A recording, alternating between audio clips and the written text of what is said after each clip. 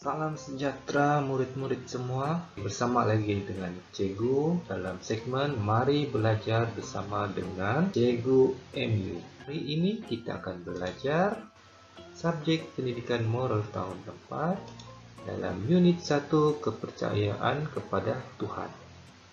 Tajuk kita hari ini ialah kepentingan menghormati amalan ajaran agama atau kepercayaan jiran. Sebelum kita mulakan pembelajaran kita hari ini, bagi murid-murid yang belum lagi subscribe channel Cikgu, bolehlah klik butang subscribe di sini, like video ini dan share lah video ini. Jom kita mulakan.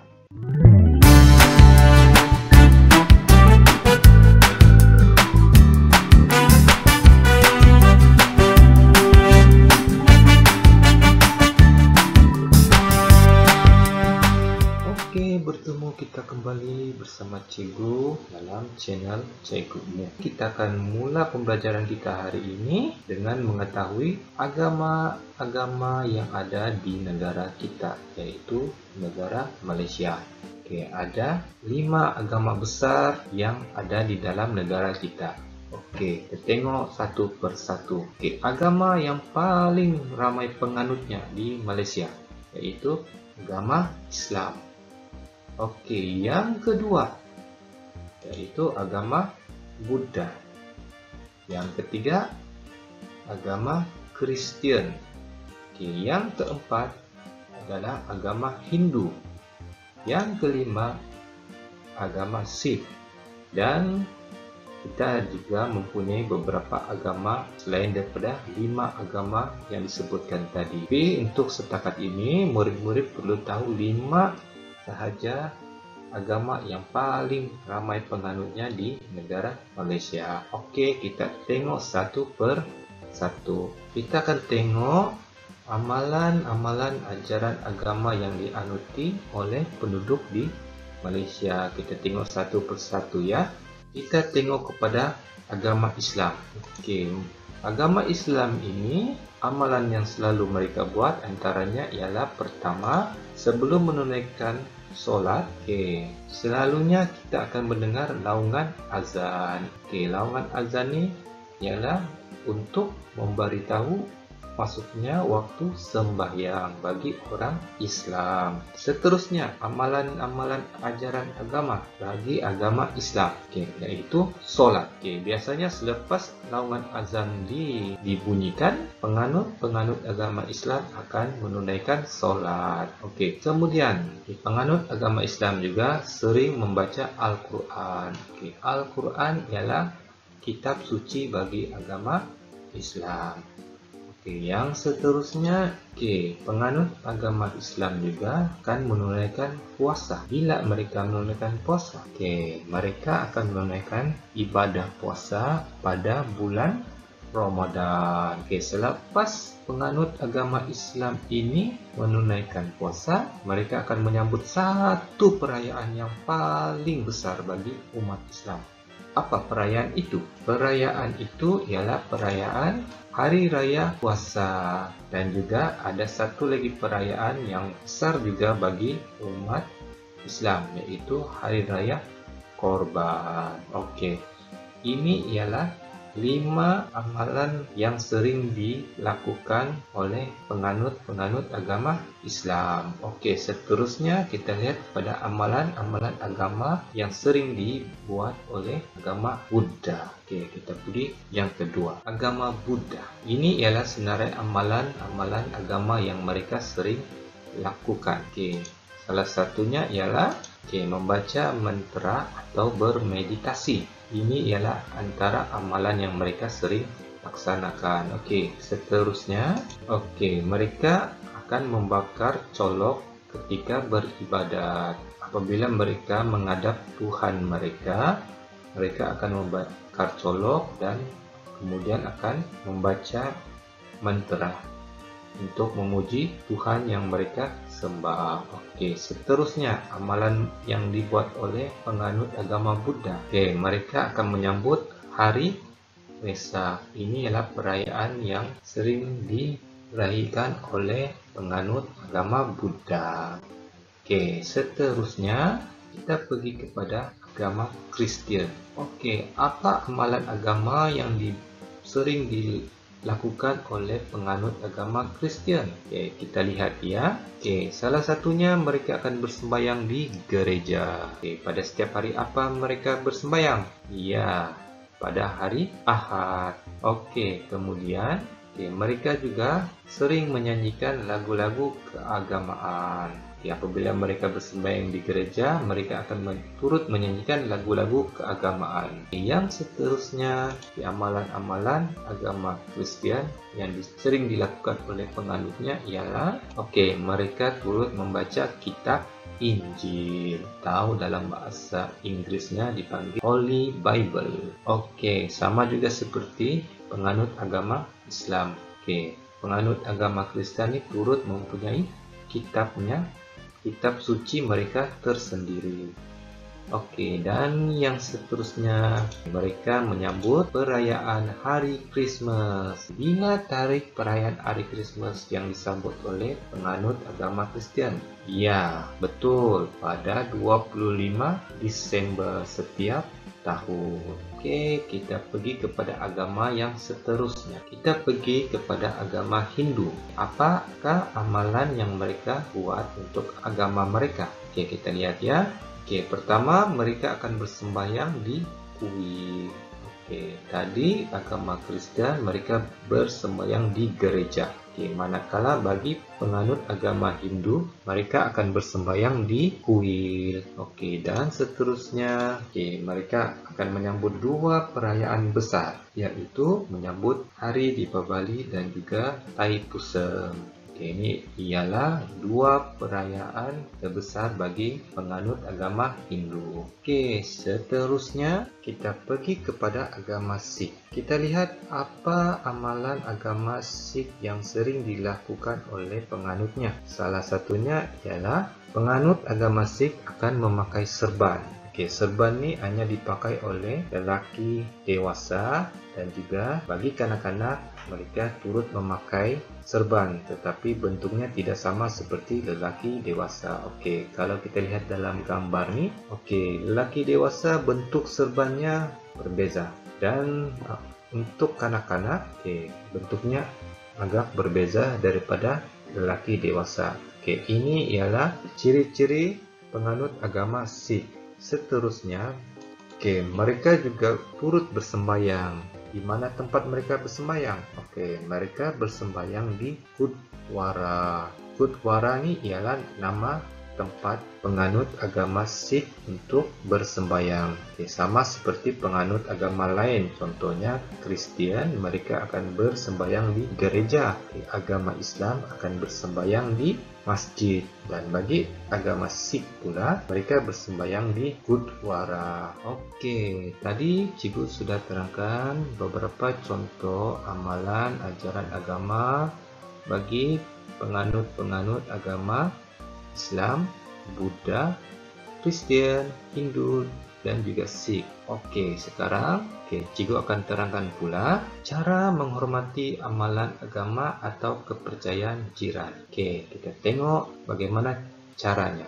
Yang pertama, tidak makan atau minum di hadapan rakan yang sedang berpuasa. Siapa yang berpuasa? Yang berpuasa ialah penganut agama Islam. Bila mereka berpuasa? Mereka berpuasa pada bulan Ramadan setiap tahun. Jadi, bagi orang yang bukan beragama Islam, mereka sepatutnya menghormati orang yang sedang berpuasa ini. Jadi, cara kita menghormati mereka ialah dengan cara kita tidak makan atau minum di hadapan mereka. Itu ialah salah satu cara untuk menghormati amalan agama jiran. Seterusnya, tidak memperleke amalan jiran.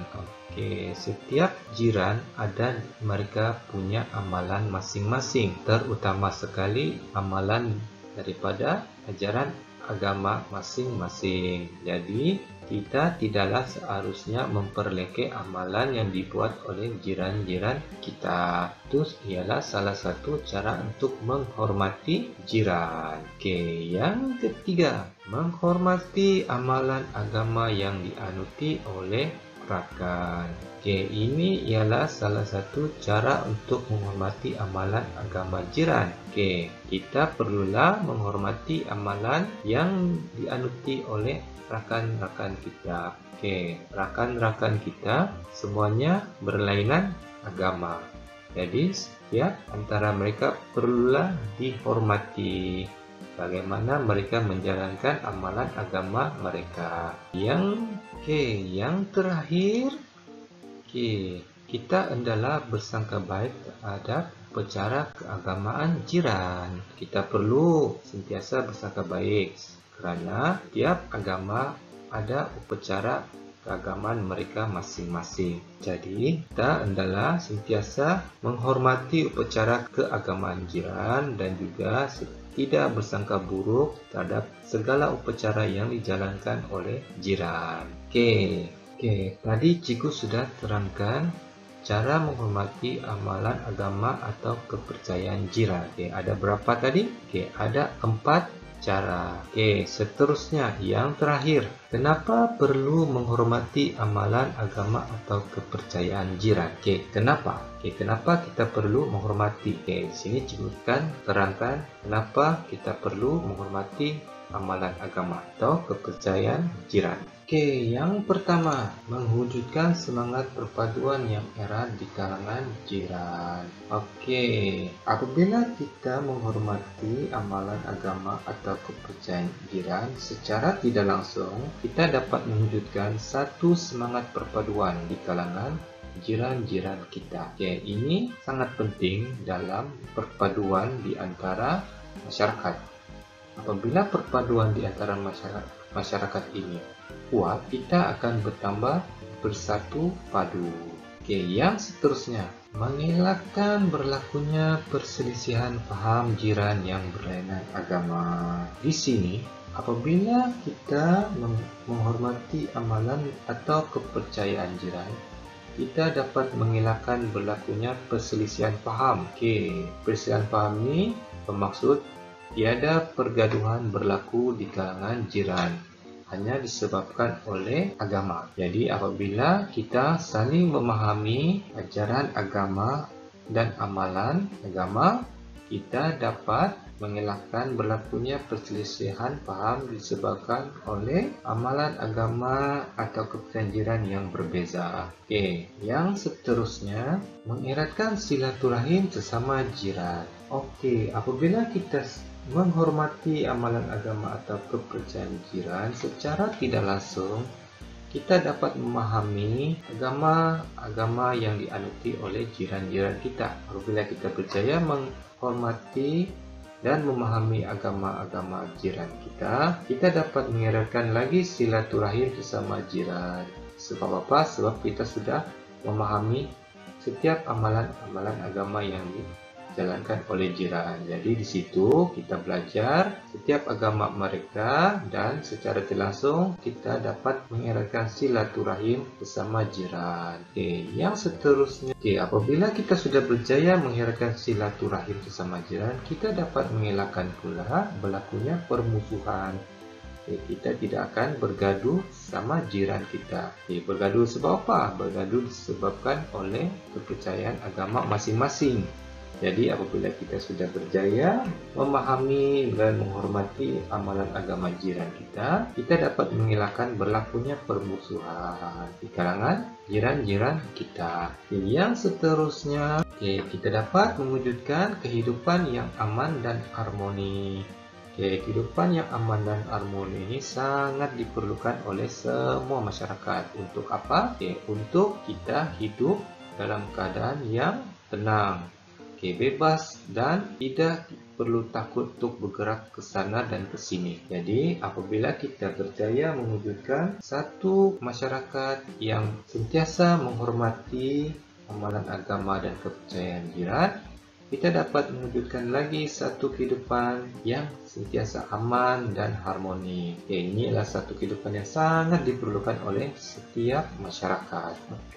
Dan yang seterusnya, Ia dapat mewujudkan perasaan hormat sesama jiran. Apabila kita sudah berjaya untuk mewujudkan satu suasana yang aman dan harmoni, secara tidak langsung ia akan mewujudkan perasaan hormat sesama jiran. Hormat sesama jiran ini sangat perlu, sebab apabila kita menghormati jiran kita pun turut akan menghormati kita. Oke, selesai sudah. Kenapa perlu menghormati amalan agama atau kepercayaan jiran? Oke, tadi cikgu sudah jelaskan beberapa sebab kenapa kita perlu menghormati amalan agama dan atau kepercayaan jiran. Sebelum kita mengakhiri pembelajaran kita hari ini, cikgu ada beberapa soalan untuk latihan kita. Oke, soalan ini mudah. Lihat soalan-soalannya ya. Yang pertama, senaraikan dua sebab kenapa perlu menghormati amalan agama atau kepercayaan jiran. Tadi cikgu sudah terangkan beberapa sebab kenapa perlu menghormati amalan agama atau kepercayaan jiran. Jadi, sekarang soalan cikgu minta dua sahaja. Dua sebab kenapa perlu menghormati amalan agama atau kepercayaan jiran. Dalam banyak-banyak senarai tadi, senaraikan dua sahaja. Soalan yang kedua.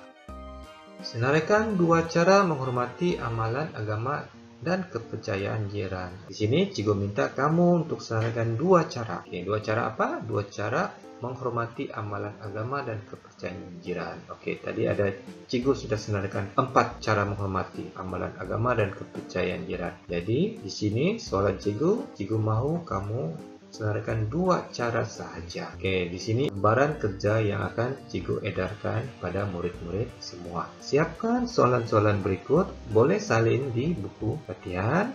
Jawab, dan jika tidak dapat jawabannya, tonton semula video cikgu ini dari mula tadi dan coba cari dua jawaban yang cikgu perlukan dalam soalan nomor 1 dan soalan nomor 2. Sampai di sini saja pembelajaran kita pada hari ini. Kita jumpa lagi pada pembelajaran yang akan datang. Salam hormat daripada cikgu. Dan sebelum kita berpisah, bagi yang belum lagi subscribe channel cikgu, bolehlah klik butang subscribe di sini, like video ini, dan share lah video ini. Kita jumpa lagi pada sesi pembelajaran yang akan datang. Terima kasih. Salam sejahtera dan bye-bye.